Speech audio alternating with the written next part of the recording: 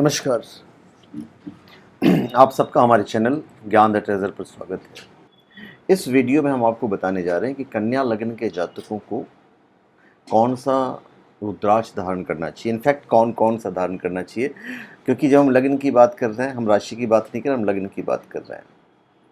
तो लग्न की जब हम बात करते हैं तो उसमें बहुत सारे ग्रह के हिसाब से, थोड़ा सा स्थिति के हिसाब से मैं एक हिंट दे दूंगा। वैसे तो आप अपनी कुंडली दिखा के आप अपने एस्ट्रोलॉजर से कंसल्ट भी कर सकते हो, पर जब रुद्राक्ष आप जब भी लें, हमेशा लैब सर्टिफाइड लें, लैब द्वारा प्रमाणित रुद्राक्ष लें।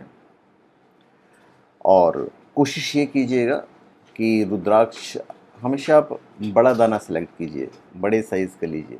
तो बड़े साइज़ के रुद्राक्ष लेने से उसका जो इफेक्ट होता है वो थोड़ा सा ज़्यादा अच्छा होता है। नो डाउट वो थोड़ा सा महंगा होता है, पर always go for a big one अगर आपका बजट अलाउ करता है तो। देखिए, प्रत्येक लग्न के लिए एक ग्रह ऐसा होता है जो योग कारक होने के कारण शुभ फलदायी होता है। और यदि ऐसा ग्रह कुंडली में बलवान है, तब एक ही ग्रह आपको उन्नति देने में सक्षम होता है। इसका रत्न धारण करना विशेष सुफलदायी होता है, चमत्कारी प्रभाव देने वाला होता है। पर यदि यह अशुभ भाव में अशुभ ग्रहों के प्रभाव से ग्रस्त हो, तो जातक इस योग कारक ग्रह के चमत्कारी प्रभाव से वंचित रह जाता है। तो यहाँ पे फिर रुद्राक्ष आप धारण कर सकते हो। आजकल हम और आप सब बहुत बिजी रहते हैं, हमें इतना वक्त नहीं मिलता कि भाई मंत्रों का जाप करें, पूजा पाठ करें, जो कि प्रैक्टिकल बात है। तो वहाँ पे रुद्राक्ष में हेल्प करता है। तो ग्रहों के प्रभाव को बढ़ाने के लिए रत्न धारण करना चाहिए। वहीं अकारक, नीच, राशिस्थ और अशुभ भाव में स्थित ग्रह के शुभ फल प्राप्त करने के लिए रुद्राक्ष धारण करना श्रेष्ठ होता है। अब हम कन्या लग्न की बात करते हैं। देखिए, कन्या लग्न के लिए बुध, शुक्र और शनि योग कारक है।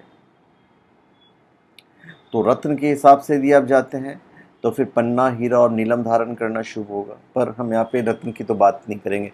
रत्न आपको यदि पहनना है तो आप एस्ट्रोलॉजर से पहले दिखाइएगा, उसके बाद रत्न धारण कीजिएगा। अब अष्टमेश शनि और द्वितीयेश शुक्र के लिए अगर साथ में आप रत्नों के साथ में 7 मुखी और 6 मुखी रुद्राक्ष धारण करते हैं तो फल बहुत अच्छा मिलता है। अब यदि बुध, शुक्र और शनि अशुभ घर में बैठे हो, अशुभ भाव में बैठे हो, तो रत्न की अपेक्षा रुद्राक्ष धारण करना चाहिए।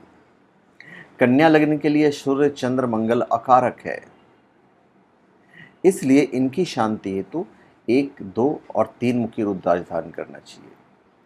अब जब हम 1, 2 और 3 की बात करते हैं तो मैं 1 और 2 के बारे में पहले बता दूं। जैसे एक मुखी रुद्राक्ष है, तो एक तो आपका रामेश्वरम का काजू शेप होता है, पहन सकते हैं आप।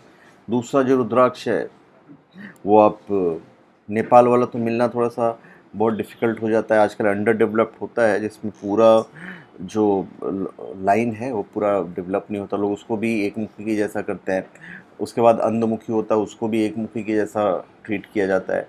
नहीं तो एक सवार रुद्राक्ष होता है, सवार बोलते हैं उसको, वो भी मतलब एक अच्छा सब्स्टिट्यूट है एक मुखी का। उसी तरह दो मुखी है, तो दो मुखी भी क्या है, एक रामेश्वरम का होता है, एक आपका हिमालयन का हो जाता है जो हमारे इंडिया में उसकी उपज होती है, और दूसरा दो मुखी नेपाल का होता है जो काफ़ी ज़्यादा इफेक्टिव होता है। वो महंगा होता है, नो डाउट, पर बताना हमारा फ़र्ज है, ख़रीदना आपको है, अपने बजट के हिसाब से ख़रीदना है। तो 1, 2 या 3 मुखी रुद्राक्ष धारण करना चाहिए यदि सूर्य, चंद्र, मंगल अकारक है, उसकी शांति के लिए। अब गुरु के केंद्राधिपति दोष के निवारणार्थ पंचमुखी रुद्राक्ष या रुद्राक्ष माला धारण करना हितकर रहेगा। तो धन्यवाद, आप सबका हमारे चैनल पर स्वागत है। आप हमारे चैनल पर सब्सक्राइब करें और अपने कमेंट दीजिए। धन्यवाद।